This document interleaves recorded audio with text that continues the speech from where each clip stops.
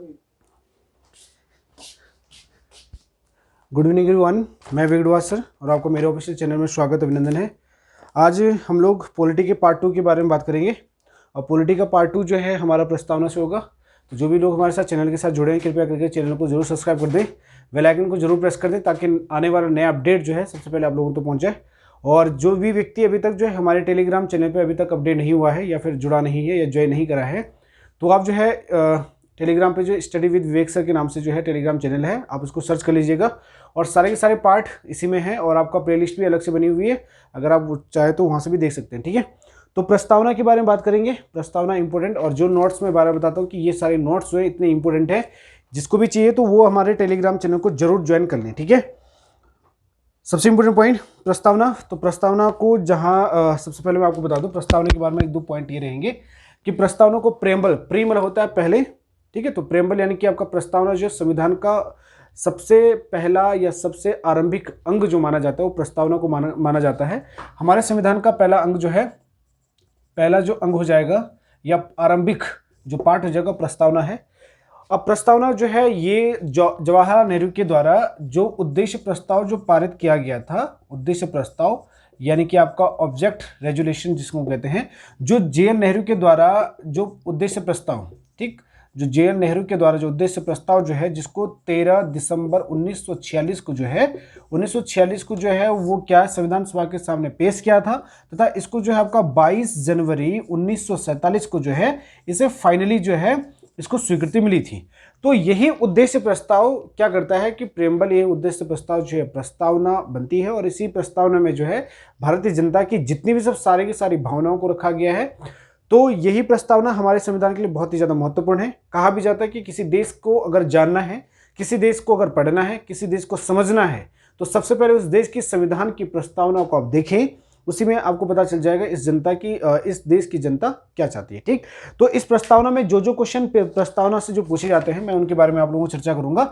इन point को जो आप इंपोर्टेंट कर लेना कि उद्देश्य प्रस्ताव आगे जाके क्या होता है, प्रस्तावना का ये क्या लेता है, स्वरूप को धारण कर लेता है। ठीक, अब प्रस्तावना को देखो, आप लोग अपनी किताब से जो किताब रखो, चाहे अपनी एनसीईआरटी बुक रखो, चाहे आपका लुसेंट बुक रखो, कोई से भी रखो, आपको प्रस्तावना को क्या करना है, एक कॉपी पे लिखना है। अलग से जो नोट्स आप अभी बना रहे हो तो उन पे आप जो अलग से प्रस्तावना लिख दो। प्रस्तावना की जो शुरुआत होती है वो होती है हम भारत के लोग। ठीक, पेपर में कई बार पूछा जाता है कि प्रस्तावना की शुरुआत कहां से होती है, हम भारत के लोग, we the people of India, यानी हम भारत के लोग। अब ये हम भारत के लोग, ये शब्द हमने कहां से लिया है, ये हमने लिया है यूएसए के संविधान से। मैं आपको बता दूं यहां से कुछ यूनिक क्वेश्चन बनेंगे और आखिर प्रस्तावना से किस टाइप के क्वेश्चन तैयार होते हैं, कैसे तैयार होते हैं, एग्जाम में कैसे पूछता है, तो उनके बारे में चर्चा करेंगे। ठीक है, क्या होगा कि हम भारत के लोग, वैसे अमेरिका में कहते हैं we the people of USA या अमेरिका, है ना, तो हम भारत के लोग से हमारी प्रस्तावना शुरू होती है।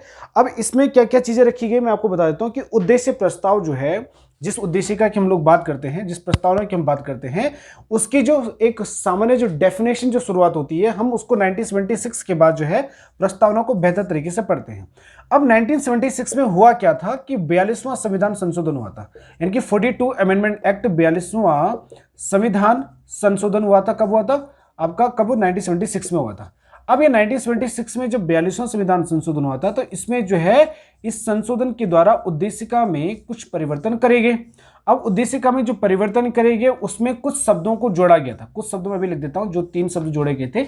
जैसे कि सबसे पहले आपका हो जाएगा समाजवादी, क्या हो जाएगा आपका, समाजवादी शब्द को जोड़ा गया था। दूसरा पंथ निरपेक्ष शब्द को जोड़ा गया था, पंथ निरपेक्ष शब्द को जोड़ा गया था। पंथ निरपेक्ष को ही हम क्या कह सकते हैं, धर्म निरपेक्ष भी हम लोग कह सकते हैं। ठीक है, पंथ निरपेक्ष को हम लोग क्या कर सकते हैं, धर्म निरपेक्ष भी कह सकते हैं। और तीसरा जो शब्द जोड़ा गया था वो जोड़ा गया था अखंडता शब्द जोड़ा गया था। ठीक, ये 3 शब्द 1976 में जोड़े गए थे। इसको दोबारा देख लो कि 42 अमेंडमेंट एक्ट के तहत जो है 3 शब्दों को जोड़ा गया, कब, 1976 में। और इस 42 अमेंडमेंट एक्ट को ही मिनी कॉन्स्टिट्यूशन ऑफ इंडिया भी कहा जाता है, इनकी भारत का लघु संविधान भी कहा जाता है, क्योंकि इसके तहत जो कई सारे संविधान संशोधन को जोड़ा गया है, कई सारे संविधान में परिवर्तन हुए हैं। ठीक, अब इन समाजवादी, पंथ निरपेक्ष या धर्मनिरपेक्ष, अखंडता शब्दों को जब जोड़ा गया तब हमारी प्रस्तावना की जो परिभाषा जो शुरू करी है, जैसे हम बता रहे थे कि हम भारत के लोग जो है, भारत को एक संपूर्ण प्रभुत्व संपन्न जो है वो क्या है, प्रभुत्व संपन्न जो है समाजवाद, पंथ निरपेक्ष, क्या बोल रहे हैं आपके लोकतंत्रात्मक गणराज्य बनाने के लिए तथा उनमें समस्त नागरिकों को सामाजिक, आर्थिक और राजनीतिक न्याय तथा विचार, अभिव्यक्ति, विश्वास, धर्म, उपासना की स्वतंत्रता, प्रतिष्ठा और अवसर की समता प्राप्त कराने के लिए उन सब में जो क्या है, उन सब व्यक्ति की गरिमा और राष्ट्र की एकता और अखंडता सुनिश्चित करने की बंधुता बढ़ाने के लिए दृढ़ संकल्प होकर के इस संविधान सभा में आज दिनांक 26 नवंबर 1949 को क्या करते हैं हम लोग, अपने इस संविधान को क्या कहते, एतत् के द्वारा क्या संविधान को क्या करते हैं, आत्मर्पित करते हैं। ठीक, ये इसकी पूरी की पूरी क्या है, ये प्रस्तावना है। अब इसमें से पेपर के क्वेश्चन क्या है उन पे जरा हम लोग चर्चा करते हैं। पहला क्वेश्चन तो मैंने बता दिया कि भारत की प्रस्तावना कहां से शुरू होती है, हम भारत के लोक से होती है। अगर मैं बात करूं कि हमारे प्रस्तावना में यहां से यूनिक क्वेश्चन तैयार करते चलना, इस इंपोर्टेंट है, अपनी कॉपी पे नोट डाउन भी करते चलना।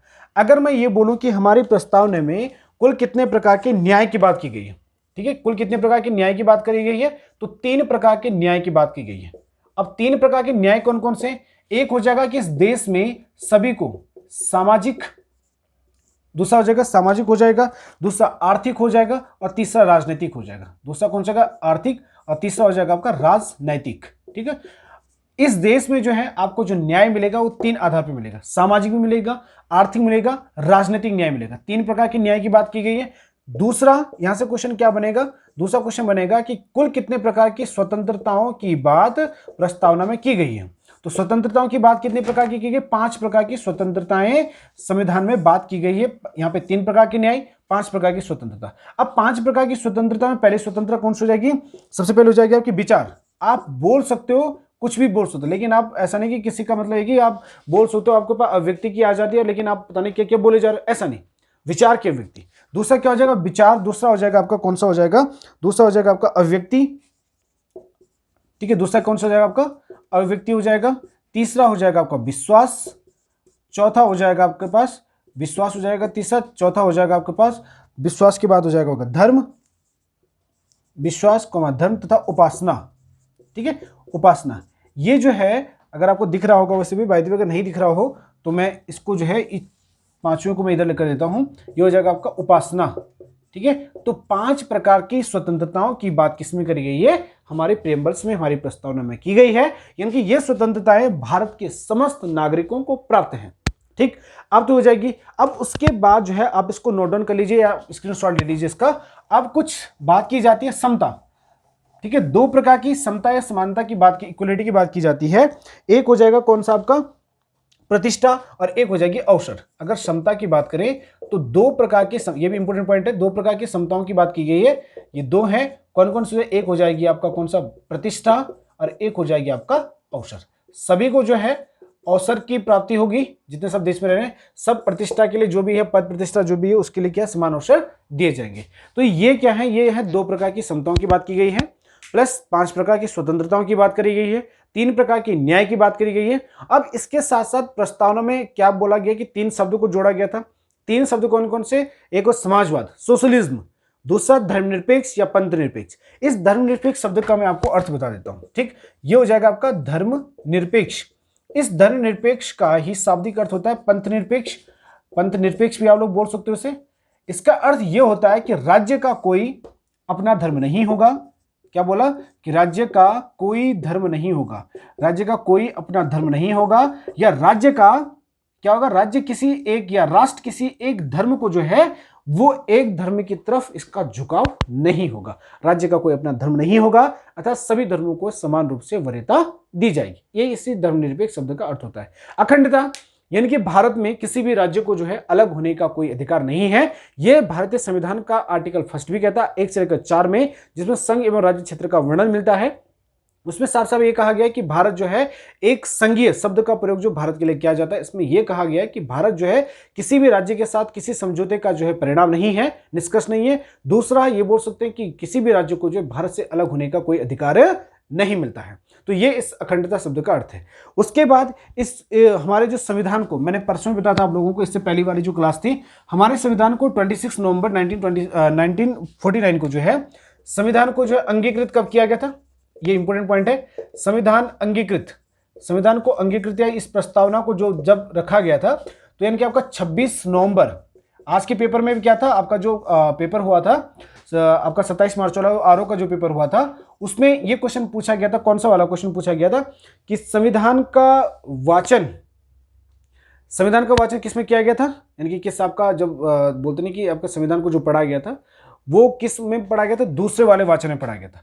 संविधान अंगीकृत कब हुआ था, 26 नवंबर 1949। और जो क्वेश्चन पूछा गया था वो ये भी था कि विधि दिवस कब मनाया जाता है। इंपोर्टेंट पॉइंट है, विधि दिवस जो मनाया गया था वो मनाया जाता है आपका 26 नवंबर को। इसी 26 नवंबर को दुग्ध दिवस भी मनाया जाता है, दुग्ध दिवस, ठीक है। इस 26 नवंबर को दुग्ध दिवस। इस विधि दिवस को कभी कभार वो संविधान दिवस भी कहा जाएगा, ठीक है। संविधान दिवस भी हम लोग कह सकते हैं किसको, आपका 26 नवंबर को। और जिसकी बात मैं कर रहा था कि संविधान को पढ़ा गया था दूसरे वाचन में, कब, क्योंकि संविधान पे जो है 3 बार वाचन हुआ संविधान का, तो दूसरे वाचन में संविधान को पढ़ा गया था।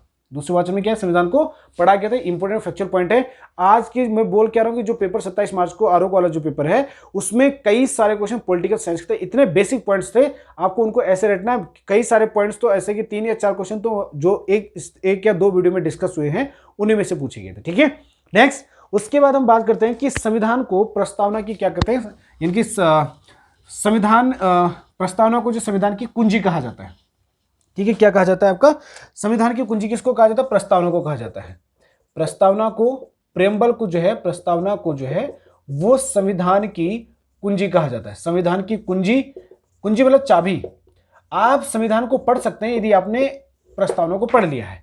इनके प्रस्तावना को पढ़ने के बाद ये संविधान, हमारे देश के संविधान को पढ़ सकते हैं, खोल सकते हैं, समझ सकते हैं कि जो प्रस्तावना में जो जो चीज लिखी होगी उसी पे आधारित हमारा पूरा का पूरा कॉन्स्टिट्यूशन है, पूरा लॉ इसी पे ही आधारित है, ठीक। तो संविधान की कुंजी कहा गया है। नेक्स्ट, कुछ पॉइंट और भी हैं, तो मुझे लगता है कि वीडियो लंबा जाएगा, तो इसका जो पार्ट 2 जो है, प्रस्तावना का प्रेम्बल का पार्ट 2 जो क्वेश्चन इंपॉर्टेंट है वो इसके बाद आपके पास आ जाएंगे। तो यदि आपको वीडियो को अच्छा लगता है तो कृपया करके आप इसे शेयर जरूर करें और आपको बेल आइकन को जरूर प्रेस कर दें, क्योंकि नया अपडेट जैसे भी आएगा तो तुरंत आप लोगों को तो पहुंच जाए। तो आई होप आपको बेहतर लगा हो। Thank you for watching.